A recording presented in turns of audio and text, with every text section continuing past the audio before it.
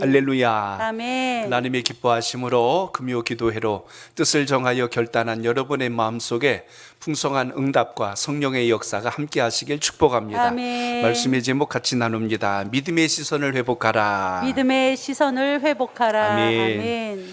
우리 전에 제가 그림 한 장을 보여드린 적이 있습니다. 아마 이 그림이 기억나실 것 같은데 딱 보시면 금방 아실 겁니다. 독수리가 둥지에 자기 새끼를 이렇게 보호하고 있는 그 장면을 여러분은 보신 적 있을 겁니다.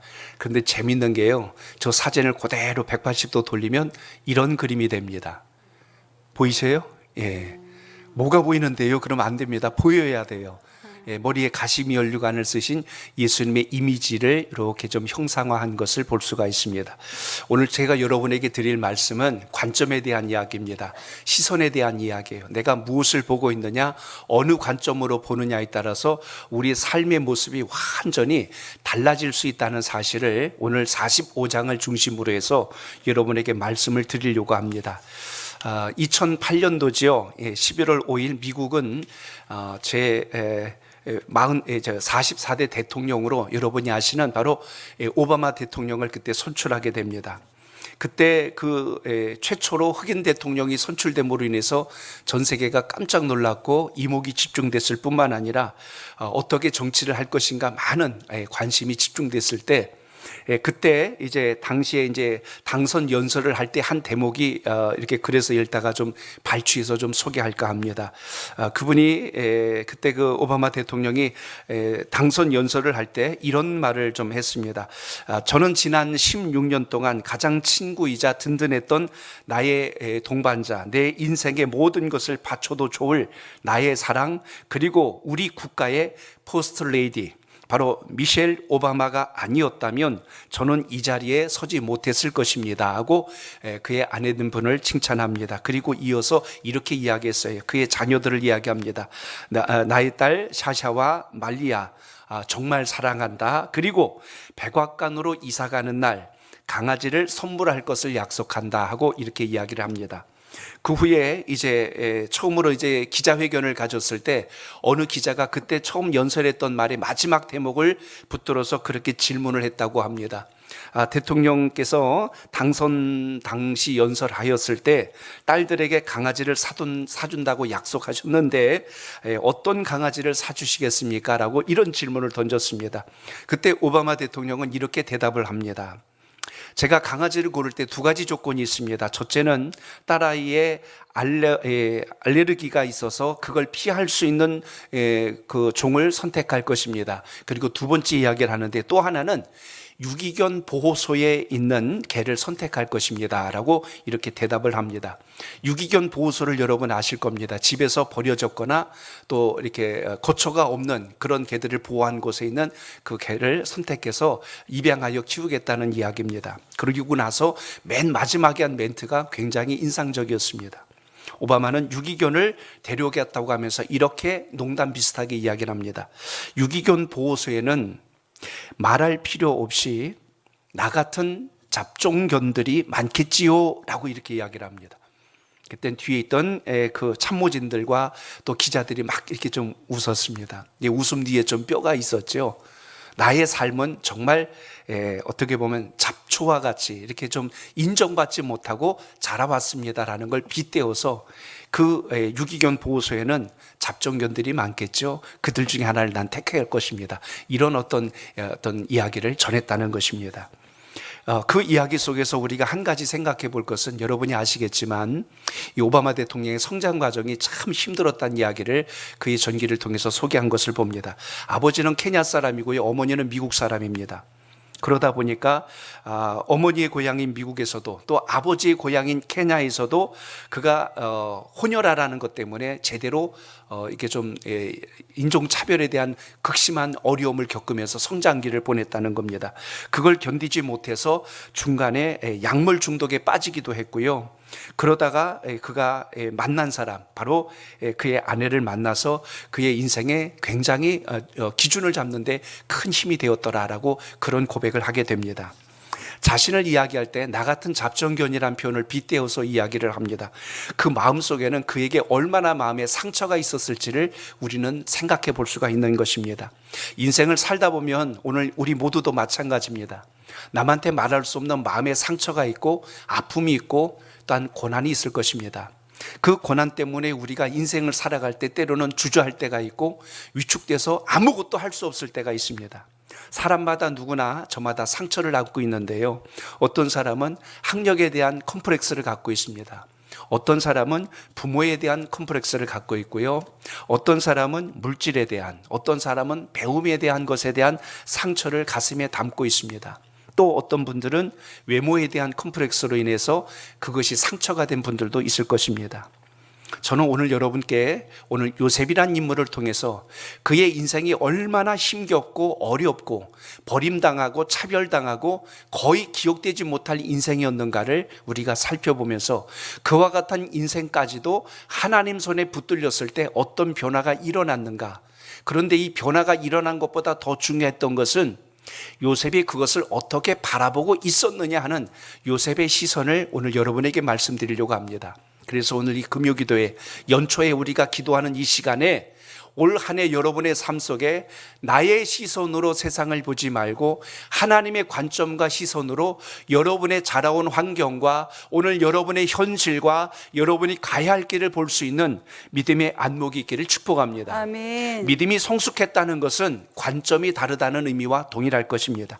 하나님의 관점으로 하나님의 시선으로 보기 때문에 해석이 반드시 다를 수밖에 없지요. 20, 30년 아무리 오래 신앙생활을 했어도 모든 상황과 문제가 내 시선 안에서 보려고 하면 항상 내 인생은 답답하고 내 인생은 해결되지 않습니다. 항상 나만 억울합니다. 내 인생만 항상 뒤처진 것 같고 손해본 것처럼 생각할 수가 있다는 것입니다. 그러나 오늘 성경 말씀을 전체를 통해서 볼 때 우리 인생 속의 고난이 결코 우리가 뒤로 물러나는 시간이 아니었다는 것을 하나님의 시선과 관점으로 보면 반드시 그 뜻을 우리가 발견하게 됩니다. 출애굽기를 보시면 이스라엘 백성들이 애굽을 떠나서 첫 번째 만난 제일 큰 시련이 홍해를 만났을 때입니다. 한마디로 말하면 길이 없다는 거죠. 그런데 뒤에서 바로의 군대가 추격해 옵니다. 철병거를 이끌고 군대가 몰려왔을 때 이스라엘 백성들은 완전히 간담이 녹아내렸습니다. 그리고 그들이 모세를 원망하고 하나님을 원망하면서 한 말이 뭔지 여러분은 아실 겁니다. 우리에게 무덤이 없어서 매장지가 없어서 여기다 죽게 하려고 여기까지 끌고 왔습니까? 하고 모세를 원망합니다. 그리고 하나님을 원망해요. 애굽에서 죽는 게 모자라서 여기까지 고생시켜놓고 이 홍해 앞에서 우리를 죽이려고 작정했습니까? 라고 온 백성들이 울면서 불안해하며 절망에 빠졌다는 이야기입니다. 그런데 우리는 이미 성경을 알고 있기 때문에 그게 크게 무슨 이렇게 두려움으로 오지는 않아요. 아이고 조금만 지나면 하나님이 홍해 갈라주실 텐데 그걸 못 기다리고 저 모양 저 꼴이구만. 우리는 보았기 때문에 알았기 때문에 들었기 때문에 하나님의 섭리를 알지만 그 순간까지 이스라엘 백성들은 앞으로 어떤 일이 벌어질지를 모르기 때문에 여기가 우리의 마지막이로구나 이렇게 생각했다는 것입니다. 하나님의 관점으로 보면 그게 하나님이 살릴 길인데 인생의 관점, 자기의 관점으로 보면 그 자리가 죽을 자리였다는 이야기입니다. 내가 보면 내 무덤인데 하나님의 관점으로 보면 거기가 나의 무덤이 아니고 내가 두려워하는 것이 해결되는 장소라는 것을 뒤늦게 알게 되죠. 왜요? 뒤에 누가 따라왔어요? 바로와 군대들이 추격해 오잖아요. 근데 그 홍해가 이스라엘 백성들이 무덤지로 삼은 게 아니라 하나님은 그들을 그곳에다 매장지로 만들어 버리시잖아요. 그러니까 내가 걱정하는 거, 내가 염려하는 것을 하나님은 내 인생의 위기에서 완전히 묻어버리시고자 계획하고 있는데 우리의 관점으로 보면 우리는 날마다 두려운 일투성이라는 이야기입니다. 내 인생으로 보면 홍해와 같은 문제도 관점을 바꾸면 하나님께서 이렇게 하시려고 하는구나 하는 그 길이 보이고 아멘. 그 답을 찾게 된다는 것을 오늘 이 기도할 때 여러분 속에 있기를 축복합니다. 아멘. 그래서 하나님의 관점으로 보면 내가 볼 때 제일 위험한 길도 제일 안전한 길로 바뀔 수 있다라는 것을 오늘 신앙 가운데 기억하시길 바랍니다. 아멘. 홍해는 내가 두려워하는 것이 아니라 내가 걱정해야 될 것이 끝나는 장소라는 것을 기억하시고, 아멘. 여러분 삶 속에 어떤 상처와 아픔과 위기가 있다 할지라도 그것을 뛰어넘어 일하시는 하나님을 만나는 기도가 오늘 이 시간 있기를 바랍니다. 아멘. 인생의 영적인 문제, 또 물질적인 문제, 사람과의 관계 문제, 때로는 자녀의 문제로 인해서 우리는 절망하고 두려워할 때가 정말 많습니다. 그러나 오늘 내가 걱정했던 그 모든 것까지도 하나님이 바꾸실 때 그것이 얼마나 큰 능력이 되는가를 기억하시고 오늘 그 기도가 여러분 속에 있기를 축복합니다. 아멘. 그래서 여러분, 응답이라고 하는 것은 하나님이 뭐가 아까워서 우리에게 안 주시는 게 아니라 우리가 그것이 이해가 되고 받을 만한 준비가 됐을 때 하나님이 응답하시면 그때서야 우리가 알죠. 아, 하나님이 하셨구나. 근데 우리가 준비가 안 되잖아요. 응답이 오면은요, 내가 운이 좋아서 그런 줄 알고 응답이 더디 오면 이거 하나님이 나를 외면해 버리셨구나, 이렇게 자기 중심으로 해석한다니까요. 그래서 여러분, 오늘 믿음의 눈을 열어서 주를 볼 수 있길 축복합니다. 아멘. 여러분, 이 찬양하시죠. 눈을 들어 주를 보라, 이 찬양하실 겁니다. 우리 1절만 한번 같이 찬양해 봅니다. 괴로울 때 주의 얼굴 보라, 우리 같이 한번 찬양합니다.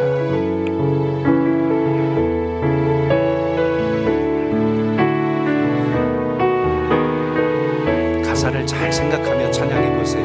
괴로울 때 주의 얼굴 보라.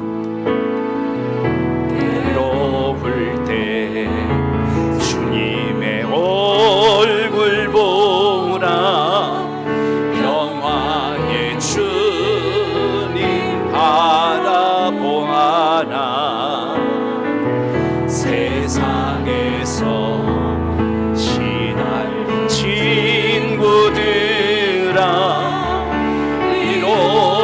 주님 바라보.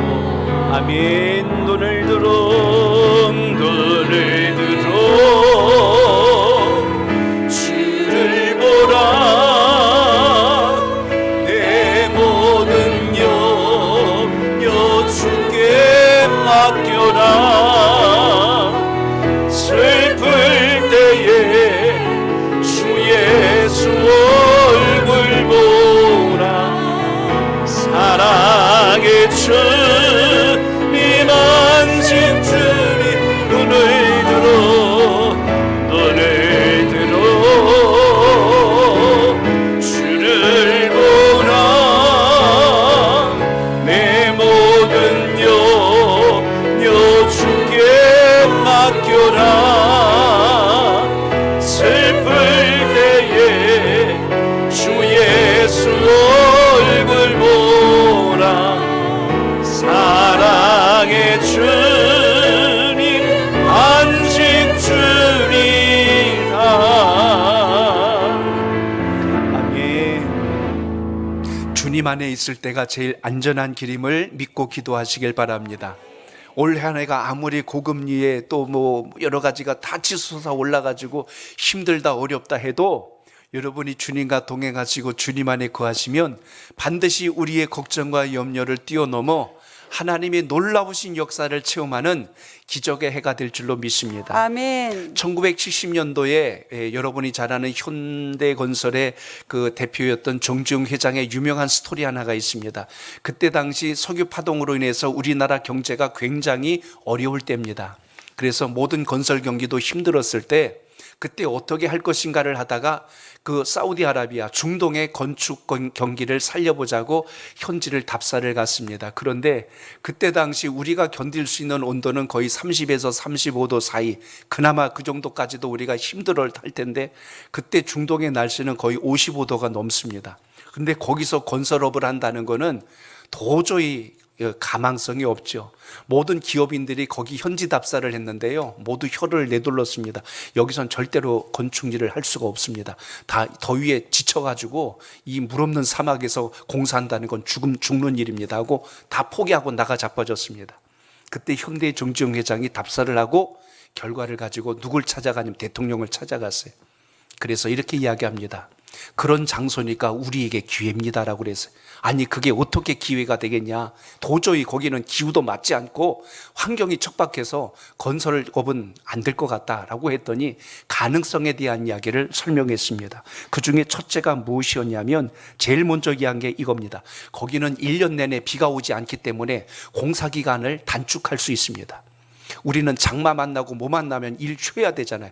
근데 거기는 1년 12달 비 안 오니까 공사기간이 짧아지니까 좋습니다. 이야기합니다. 두 번째, 거기는 낮에가 무척 더우니까 우리 다 낮에 자고 밤에 일하면 됩니다 하고 가능성을 이야기합니다.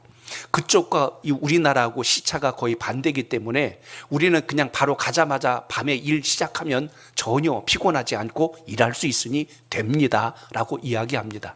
두 가지 가능성을 이야기했고 그 다음에 또 가능성을 이야기한 게 무엇이냐면 거기엔 깔린 게 모래입니다. 그러니까 거기서 시멘트 만들어 갖고 콘크리트 만드는 일은 시간 문제입니다. 일도 안 될 겁니다. 그러면 그 물 없는 데서 어떻게 일할 것이요 그랬더니 그건 방법이 있습니다. 우리 유조선을 가지고 물을 꽉 채워 가지고 가면 됩니다. 그래서 그 물을 거기다 다 쏟아내고 올 때는 그 우리 일한 대가를 석유로 받아 가지고 오면 됩니다. 야, 기발하지 않아요? 우리가 물 실어 가서 거기다 물 다 내려놓고 그 유조선에다가 기름 채워갖고 돌아오면 돼. 그러니까 계속 유조선 보내면 되는 거예요. 물 실어 가서 내려놓고 기름 싣고 돌아오고 이렇게 하면은 문제 안 됩니다 하고 방법을 이야기한 겁니다. 그리고 이렇게 이야기를 해서 그때 여러분 그 중동 건축 경기가 그렇게 활발하게 일어나서 결국 그때 당시 55억 달러 우리 돈으로 지금으로 환산하면요 거의 6조 원대를 현대건설이 그때 수입을 얻어서 지금의 그런 큰 기업으로 세워지는 어떤 디딤돌이 됩니다. 제가 지금 말씀드린 게 뭔지 이해되실 거예요. 관점의 이야기입니다. 정중 회장은 초등학교도 안 나오신 분인데 보는 관점이 정말 달랐어요. 저는 신앙 안에서도 마찬가지라고 생각합니다. 교회 오래 다닌 것보다 진짜 중요한 건 여러분의 신앙의 믿음의 기준이 주님의 관점과 시선이 꼭 되시길 축복합니다. 아멘. 그래야 살거든요. 아멘. 근데 아무리 교회 오래 다녀도 여전히 나만 하고 내 걱정만 보고 가면 주님 원망하고 사람 탓하고 늘 시험에 빠져갖고 1년에 중간고사 기말고사 오는 것도 애들 힘든데 평생 1년 12달 시험만 보고 다닐 거냔 말이요. 그건 아니잖아요. 우리 하나님의 사람들은 오늘 믿음의 시선을 가지고 주를 바라볼 수 있기를 축복합니다. 아멘. 성경에 보면 아브라함 이야기 창세기에 많이 나옵니다. 그 다음 많이 나오는 이야기가 요셉 이야기예요. 요셉 이야기가 37장부터 쭉 소개가 되는데 그 요셉의 스토리는 정말 감동적입니다. 꿈 한번 잘 꿨는데 꿈 때문에 형들로부터 미움받았고 그 미움 때문에 창세기 38장에 가면 39장에 가면 거기에서 이제 나중에 애굽으로 형제들에 의해서 팔려움 당하는 일이 생기죠. 거기서 팔려가지고 나중에 보디발의 집에서 종살이하고 그 집의 아내였던 보디발의 아내가 성적으로 그를 유혹했을 때 그때 요셉이 믿음을 가지고 그걸 지켜내다가 억울한 모함을 당해서 결국 감옥 밑바닥까지 내려가지 않습니까? 인간의 관점으로 본다면 자기 관점으로 본다면 요셉은 인생 비관했을 겁니다. 내 인생은 어차피 망할 인생이야. 되는 일이 하나도 없어. 아마 자포자기했을 겁니다. 그러나 그 밑바닥 속에서도 요셉이 여호와 하나님과 동행함으로 마침내 그가 거기에서 바로왕의 꿈을 풀어주고 애굽의 7년 흉년 동안 그걸 대비할 수 있도록 곡식을 미리 준비해 놨다가 그 위기를 넘기는 놀라운 지혜를 알게 하자 바로왕이 그를 총리로 세워서 그를 존귀한 자로 세워주지 않습니까? 아멘. 그래서 그와 같은 상황 속에서 흉년이 7년 되면 애굽만 흉년 아니고 근동지역 전체가 다 흉년입니다. 그래서 요셉이 살던 그 고향의 야곱과 가족들마저도 형제들이 곡식을 구하러 애굽에 내려오는 일까지 생겼죠. 그리고 그 내려왔을 때 요셉이 자기 형들을 알아보고 그 형들과 지금 대화하면서 마지막 오늘 이 45장이 정말 영화로 보면 하이라이트입니다. 아주 클라이막스가 되는데 형들하고 다시 화목을 이루는 놀라운 장면이 오늘 이 본문에서 나타납니다. 그래서 오늘 저는 여러분들과 함께 화목을 이루는 요셉의 행동을 보면서 우리가 요셉이 어떤 관점으로 인생을 살았는지 여기서 우리는 발견할 수 있는데요. 오늘 그 부분을 여러분과 같이 나누려고 합니다. 요셉은 철저하게 고백하는 중심의 고백이 하나 있는데요. 내가 이 자리에 오게 된 것은 나의 잘남과 운이 좋음도 아니요 모든 것이 하나님께서 이렇게 나를 인도해 주셨습니다. 아멘. 하나님의 모든 것을 이루어 주셨다는 고백을 곳곳에다가 고백하고 있는 장면을 보게 됩니다. 창세기 이제 요 45장을 쭉 지나서 마지막 50장에 다다르면 거기 50장 20절에도 이런 말씀이 나와요. 우리 거기 한번 읽어봅니다. 시작. 당신들은 나를 헤아려 하였으나 하나님은 그것을 손으로 바꾸사 오늘과 같이 많은 백성의 생명을 구원하게 하시려 하셨나니. 아멘. 자, 여러분, 요셉의 관점은 형님들의 그 모든 것까지도 손으로 하나님은 바꿔주셨습니다. 아멘. 이렇게 고백할 만큼 요셉은 모든 것을 끌어안는 힘이 굉장히 강하다는 것을 보게 됩니다. 아멘. 자신의 성장 과정 속에 있었던 아픔, 상처, 인생의 모든 컴플렉스를 단번에 극복해냈던 요셉의 그 고백, 정말 우리에게 큰 감동을 가져다 줍니다.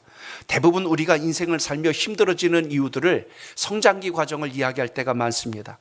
어렸을 때 아버지로부터 받은 상처가 큰 분들은 아버지를 용서하지 못하고 또 자기가 자라면서 아버지 뻘 되는 사람들에 대한 적대감이 마음속에서 항상 트라우마가 돼서 그게 자꾸 자기를 자극할 때가 있습니다.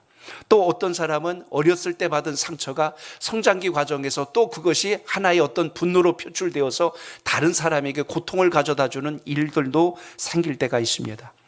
이런 모든 과정 속에서 보면 자신의 아픔이 해결이 안 되면 그 아픔 때문에 성장 과정의 모든 인생이 망가지기 시작했다는 것을 우리는 삶을 통해서 우리 주변을 통하여 종종 보게 됩니다. 그러나 우리 마음속에 그 아픔과 상처가 치유되는 순간 우리는 그 아픔이 감사로 바뀌고 기쁨으로 아멘. 바뀌고 아멘. 오히려 소망으로 바뀔 수 있는 역사의 시작이 된다는 것도 기억할 수 있길 바랍니다. 아멘. 그래서 오늘 주님 말씀을 통해서 우리가 기억할 수 있는 것은 요셉은 자신의 모든 아픔을 하나님과 동행함으로 치유받았다는 사실을 우리가 분명하게 기억하면서 우리 모두도 마찬가지입니다. 우리 자녀들도 그렇고요.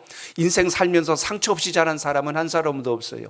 아픔 없이 자란 사람은 없어요. 근데 그게 자기를 변호하는, 자기를 어떤 핑계하는 하나의 방패막이로 삼는 것은 지혜로운 모습은 아닐 겁니다. 그걸 뛰어넘어서 하나님의 능력을 가지고 이기는 신앙이 하나님의 사람이 가져야 될 믿음의 덕목이 되시길 축복합니다. 아멘. 그래서 오늘 이 시간 기도하신 여러분들, 또 오늘 영상으로 예배하신 우리 교회 여러분, 오늘 관점을 바꾸는 한 해가 되십시오. 아멘. 자신의 자라온 과거 때문에 그걸 가지고 자꾸 이야기하면서 나는 자라온 게 이래서 어쩔 수 없어 하고 그걸 핑계 삼아서 그 뒤에 숨지 않기를 바랍니다. 아멘. 요셉은 숨지 않았어요.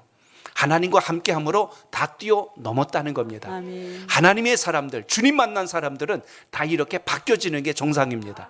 그래서 우리 삶 속에 어려움이 있으면 오늘 내일 아침 하루아침에 뒤집어지는 건 아니에요. 그러나 주님을 의지하고 하나님 말씀을 붙들면 여러분 마음속에 지금 남한테 말할 수 없는 어떤 아픔도 힘든 시간들도 하나님께서 이것을 다 바꾸어서 손으로 역사함을 잊지 않길 바랍니다. 아멘. 오늘 45장은 그래서 그 형제들과 오늘 요셉이 만나는 장면인데요. 형님들도 요셉입니다. 처음 왔을 때부터 이렇게 했으면 얼마나 좋았을까요?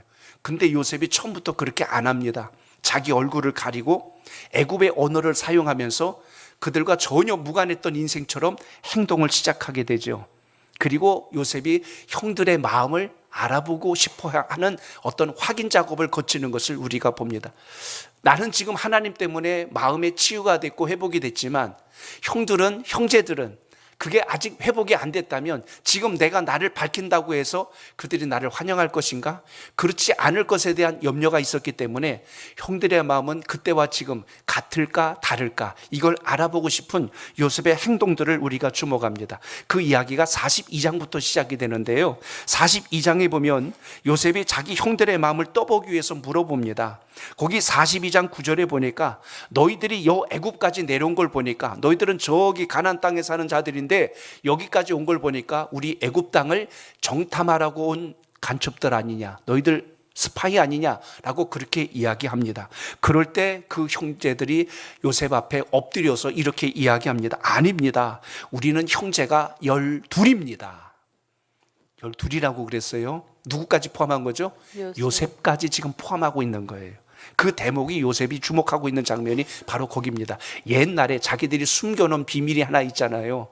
요셉을 아버지 야곱이 너무 사랑하니까 그를 애굽에 처음엔 죽이려고 그랬죠. 근데 죽이지 않고 팔아버렸기 때문에 어디 가서 우린 형제가 11명이에요 이러고 말할 수도 있는데 그 자리에서 12입니다.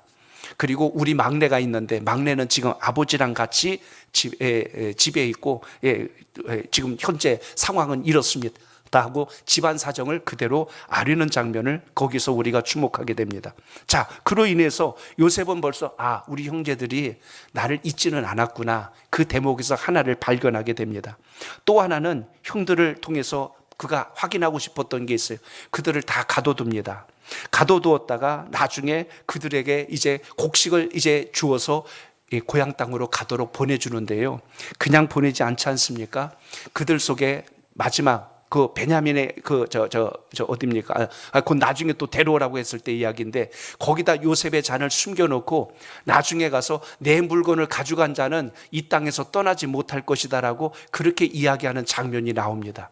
그때 누구를 붙들어 놓으려고 그랬냐면, 베냐민을 붙들어 놓으면 형제들이 어떻게 할까? 자기의 정말 아끼는 동생인데 그 형제들이 옛날처럼 자기 때처럼 아이고 베냐민 그냥 버리고 우리 도망가자, 그냥 우리라도 살아야지, 이러다가 우리 다 죽게 생겼다 하고 그럴지 모르겠지만 그 상황을 지켜보았는데, 그때 정말 눈물나게 감동스러운 게 뭐냐면 유다가 나서서 설명합니다. 우리 집안에 이런 어려움이 있었습니다. 그리고 마지막에 하는 이야기가, 그래서 그때 당시 우리 사랑하는 내 아우가 하나 있는데 그 아우가 그때 잃어버렸고 지금 현재 마지막 남은 저 베냐민, 쟤를 만약에 여기서 붙들어 놓게 되면 제 아버지는 세상 떠납니다. 그러니 차라리 나를 잡아두시고, 그 대목이 요셉이 눈물 나게 만들었던 거예요.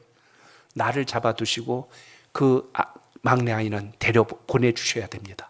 걔가 안 돌아가면 우리 아버지 큰일 납니다 하고 이야기할 때 요셉이 펑펑 웁니다. 형들이 옛날에 그 모습은 아니로구나, 이제는 형제들이 서로 사랑할 줄 알고 아낄 줄 아는 모습으로 달라졌구나. 그 모습 때문에 요셉이 울고 오늘 45장 이제 자신을 밝힙니다.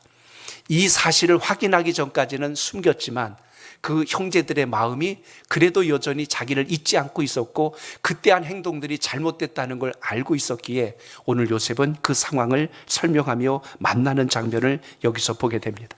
오늘 여러분 42장 21절에 보면 거기 이런 말씀이 나와요. 42장 21절 한번 여러분 같이 읽어봅니다. 시작. 그들이 서로 말하되 우리가 아우의 일로 말미암아 범죄하였도다. 그가 우리에게 애걸할 때에 그 마음의 괴로움을 보고도 듣지 아니하였으므로 이 괴로움이 우리에게 임하도다. 아멘. 그들이 자기들 말로 막 이야기하는 거예요. 요셉이 옆에 있는데 요셉이 애굽 사람이니까 못 알아들을 줄 알고 그 이야기를 지금 하고 있었을 때 이야기입니다. 요셉이 가만히 듣고 보니까 자기를 이야기하고 있는 것 같아요. 그때 우리가 요셉이 살려달라고 막 그랬는데 우리가 뿌리치지 않았느냐. 근데 지금 완전히 상황이 그때랑 뭐가 다르냐. 우리가 지금 애걸복걸해야 되는 상황이 되지 않았느냐. 우리가 그때 저지른 것 때문에 우리가 지금 이런 괴로움을 당하는 게 아니냐 하고 자신들의 과거의 잘못을 회개하는, 참회하는 장면을 거기서 우리가 보게 됩니다. 오늘 이런 모든 상황들을 통해서 요셉은 형들의 마음이 이전과 달라졌구나라는 것을 확인하고 있다는 사실을 우리가 말씀을 통해서 보게 됩니다. 오늘 결국 여러분, 인생의 가장 큰 변화는 어디서 시작될까요? 내가 살아온 과거에 맺혀 있는 게 아니고 더 나은 길을 찾아서 지혜를 구할 수 있는 인생, 그것이 복 있는 삶이라는 것을 오늘도 여러분의 신앙 속에 기억할 수 있길 축복합니다. 아멘. 오늘 그러므로 오늘 요셉이 이야기하는 게 무슨 이야기입니까? 오늘 본문에 보시면 오늘 1절 중반절에 보면 그런 말씀이 나와요. 그 형제들에게 자신을 알리니 그랬어요. 그전에는 자기를 알리지 않았는데 이제는 형제들에게 요셉이 자기를 드러내요. 내가 요셉입니다. 3절 중반절에 보니까 나는 요셉이라 내 아버지께서 아직 살아 계시니까, 이 말을 듣고 형제들이 지금 기절초풍을 하죠. 그때 죽은 줄 알았던 요셉이 앞에 갑자기 총리였다는 사실을 그때서야 그들이 발견하고 나서 얼마나 놀랬을까요? 말을 못해요. 전부 그냥 꿀먹은 봉어리 모양 기가 막혀갖고 멍하게 지금 있는 상황이 오늘 본문에 소개가 됩니다. 그런데 결정적인 말이 5절에 나와요. 여러분 오늘 본문 5절을 같이 읽습니다. 시작. 당신들이 나를 이곳에 팔았다고 해서 근심하지 마소서, 한탄하지 마소서. 하나님이 생명을 구원하시려고 나를 당신들보다 먼저 보내셨나이다. 아멘. 자, 여러분 여기 얼마나 감동스러운 말씀이 나와요. 형님들, 그때 나를 판 것으로 인해서 지금 혹시라도 내가 보복할 것 때문에 두려워하거나 걱정하지 마십시오. 그리고 이야기합니다. 하나님이 생명을 구원하시려고 나를 당신들보다 먼저 보내셨나이다. 여러분 사실 보냈나요? 형들이 팔아버렸죠. 강제로 노예로 끌려왔죠. 사람의 관점, 요셉의 관점으로 보면 요셉은 지금 애굽에 팔려온 자요, 노예된 자요, 그리고 가장 어떻게 보면 버림당한 인생입니다. 그런데 하나님과 함께 하니까 요셉이 하나님의 관점과 시선으로 말하고 있는 장면을 우리가 오늘 본문에서 보고 있는 겁니다. 하나님께서 우리 모든 생명을 살려내시려고 당신들보다 나를 먼저 이곳에 보내주신 거예요. 야, 이 한마디에 형들의 마음이 얼마나 녹았을 거고 감동했을 거고, 요셉의 이 고백이 그냥 겉에 인사치레로 하는 것이 아니라 그 마음 중심이 어떤 인생을 살아왔는가를 단번에 보여준 장면이 오늘 본문 속에 있습니다. 또 이 말씀이 한 번 더 강조된 게 7절에서도 나오죠. 나를 당신들보다 먼저 보내셨나니 라고 또 그래요. 그리고 우리 한 번만 더 봅니다. 8절 보세요. 8절 시작. 그런즉 나를 이리로 보낸 이는 당신들이 아니요 하나님이시라. 하나님이 나를 바로에게 아버지로 삼으시고 그 온 집에 주로 삼으시며 애굽 온 땅의 통치자로 삼으셨나이다. 아멘. 누가 이렇게 하셨다고요? 하나님이. 자, 한번 따라합니다. 하나님께서 하셨습니다. 올 한 해는 여러분의 입술의 고백, 그리고 여러분의 기도, 모든 것이 주님께서 하셨습니다라는 고백이 아멘. 살아있길 바랍니다. 아멘. 그러니까 내 인생은 잘못된 게 아니고, 나는 팔자가 사나운 게 아니고, 내 인생은 얽히고 꼬인 게 아니고 하나님의 섭리와 계획 속에 있다라는 분명한 믿음적 고백이 있기를 바랍니다. 아멘. 그래서 오늘 요셉은 자신의 인생을 볼 때 자기의 관점으로 보지 아니하고 하나님의 관점으로 봤다는 사실이 우리가 기억할 만한 대목이고요.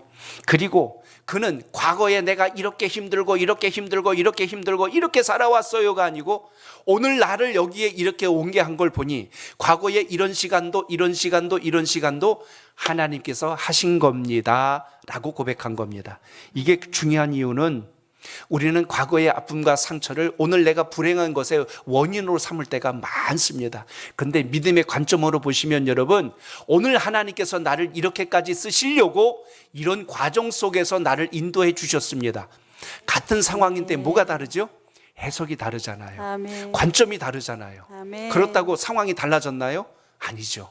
상황은 똑같이 온 것 같지만 우리가 나아갈 방향을 바꾸시는 하나님의 역사 안에 우리가 거하게 된다는 것입니다. 아멘. 그래서 저는 오늘 여러분 신앙하는 분들의 가장 놀라운 비밀이 여기 있다는 거예요. 똑같은 상황을 만나도 그것을 분석하고 해석하는 관점이 되기 때문에 우리의 입술의 고백이 분명하게 하나님이 기뻐하시는 것을 향하여 간다는 것을 잊지 않길 바랍니다. 아멘. 그러므로 일반적인 사람들의 생각은요, 내가 초등학교 받은 상처 때문에, 그때 내가 그 아픔 때문에 내가 가출을 했고요, 그때 그래서 내가 못된 짓을 했고요, 그래서 내가 이렇게 했거든요 하고 이야기하면 사람들은 그래서 그렇구나 하고 마치 위로해 줄 것 같습니다. 그러나 그것은 일반적인 삶의 모습에서 하는, 어떻게 보면 나를 대변해 주려고 하는 또 하나의 표현에 불과하지, 우리 믿음의 사람들은 어떻게 해석해야 됩니까?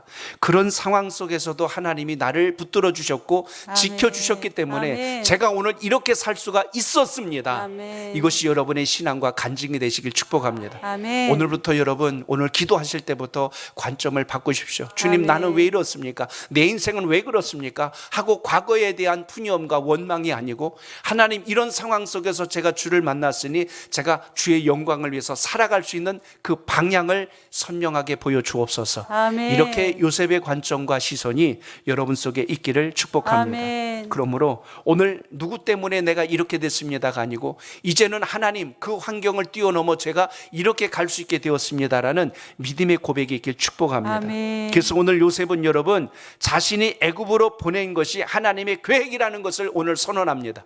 내가 그때 끌려가거나 형님들이 나를 팔아버린 게 아니고 하나님께서 형님들보다 먼저 나를 이곳에 오게 하셨고요, 그것 때문에 제가 오늘 이렇게 형님들을 만날 수가 있게 되었습니다. 이렇게 고백했다는 것입니다. 오늘 우리의 신앙과 믿음 속에 하나님이 보여주신 능력이 여러분 속에 살아있기를 주 이름으로 축복합니다. 아멘. 그렇기 때문에 하나님이 나를 이끄시는 목적이 무엇인가를 깨닫는 것, 이게 중요합니다. 왜 하나님은 여기 많은 교회 가운데 오늘 우리 교회를 통해서 나를 주님의 직분자로 하나님의 일꾼으로 세워주셨을까? 오늘 이 금요기도에 나로 하여금 이 말씀을 듣고 왜 기도하게 하셨을까?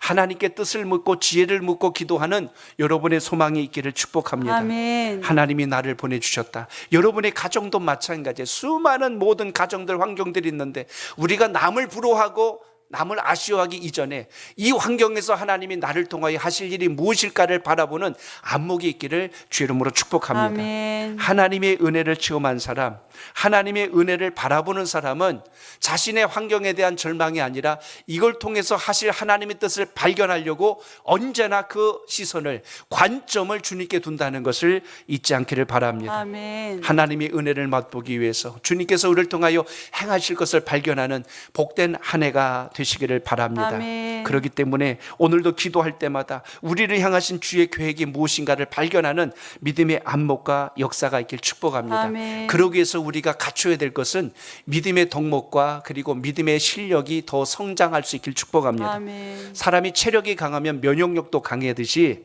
영적으로 우리가 영역이 강해지면 하나님의 뜻을 보는 것이 더 선명해지고 확실해질 수 있다는 것을 기억하십시오. 아멘. 그러니까 여러분이 금요기도에 한다는 건 정말 축복입니다.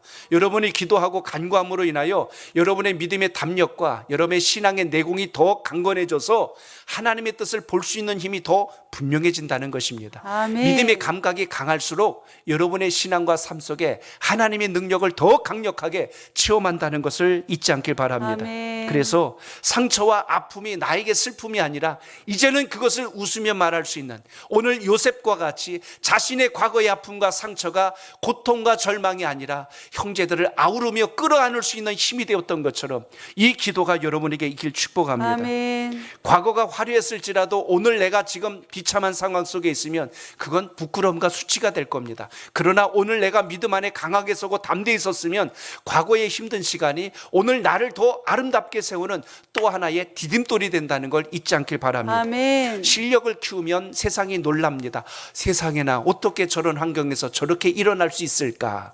그런데 여러분, 우리가 믿음의 실력을 키워내지 못하면 그럼 그렇지, 그러니까 그렇지, 아유 뭐 어쩔 수 없지요, 오히려 동정해서 머물 수가 있지 않습니까? 우리는 동정받는 신앙이 아니고 하나님께서 주신 능력을 가지고 세상을 깜짝 놀라게 하는 믿음의 담력이 있길 축복합니다. 아멘. 야, 예수 믿는 분들이 그래서 다르구나. 바로 이런 역사가 오늘 이 시간 기도로 여러분의 삶 속에 살아있길 축복합니다. 아멘. 그래서 여러분 기도하십시오. 주님, 하나님 믿음의 실력을 키우게 하옵소서. 아멘. 믿음의 영역을 키우게 하옵소서. 아멘. 오늘 그 기도가 있기를 축복합니다. 아멘. 또 하나, 요셉과 같이 믿음의 시선으로 바라보는 은혜가 있기를 축복합니다. 아멘. 그러면 우리의 모든 상처가 치유될 뿐만 아니라 우리가 주를 향한 강한 도구로 세워지는 역사가 일어난다는 것입니다. 아멘. 과거에 연연하지 말고 사람의 관점으로 바라보지 말고 하나님께서 주신 시선으로 주님의 관점으로 살게 하옵소서. 아멘. 오늘 요셉의 신앙과 믿음을 보면서 우리가 가져야 될 올 한 해를 시작하는 여러분의 마음속에 이 역사가 있기를 축복합니다. 아멘. 그래서 우리가 무엇을 완성하는 겁니까? 나 하나 아니야, 나 하나 잘 되고 평안함을 구하는 자가 아니고, 요셉은 지금 오히려 절망 속에 있었던, 낙심 속에 있었던, 그 마음의 죄책감 속에 있었던 자기 형제들의 마음을 지금 다 다 녹여주고 그들을 일으켜주지 않습니까? 그러니까 우리가 어떤 고난을 이겨내면 그것 때문에 약한 자를 깨워주고 일으켜줄 수 있는 힘이 된다는 것을 기억하십시오. 오늘 기도하고 간구하셔서 여러분의 믿음이 담대해지고 여러분의 믿음이 성숙해지고 하나님이 기뻐하시는 것을 만드는 놀라운 역사가 시작될 수 있길 축복합니다. 아멘. 사람이 뜻을 정하면요 눈빛이 달라요. 벌써 눈 막 이렇게 힘주잖아요. 이렇게 딱 하고 참 나는 올해 그냥 주님의 뜻을 이루겠다. 이런 어떤 변화가 일어납니다. 두 번째 변화는 여러분, 그것으로 인하여서 내가 무엇을 해야 할지 사명을 발견하게 됩니다.